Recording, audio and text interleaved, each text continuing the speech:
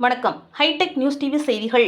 தமிழகத்தில் 2026ஆம் ஆண்டு நடைபெறவுள்ள சட்டமன்ற தேர்தலை முன்னிட்டு இந்திய அரசியல் ஜனநாயக யுத்திகள் கள ஆய்வு மேற்கொண்டது.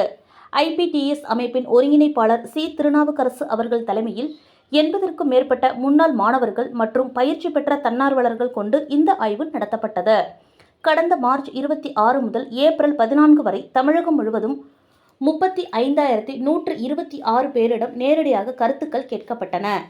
மக்களை ஆய்வது மக்களுக்காகவே என்ற கொள்கையின் அடிப்படையில் இந்த நேர்மையான கள ஆய்வு மேற்கொள்ளப்பட்டது.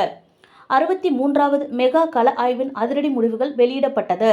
அதில் 234 தொகுதிகளில் நடத்தப்பட்ட இந்த ஆய்வில் தமிழக அரசியல் களம் 4 முனை போட்டியை நோக்கி நகர்வது உறுதி செய்யப்பட்டுள்ளது.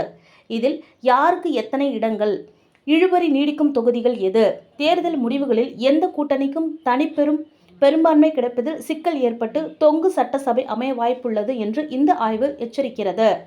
திமுக, காங்கிரஸ், VCக 90 முதல் 138 இடங்கள், அதிமுக, பாஜக, பாமக 53 முதல் 70 இடங்கள், தாவேக கூட்டணி யூகிக்க முடியாது, நாம் தமிழர் கட்சி 1 இழுபறி நிலை, பிற கட்சிகள் இழுபறி 73 இடங்கள் என்று முடிவுகள் வெளியாகி உள்ளன.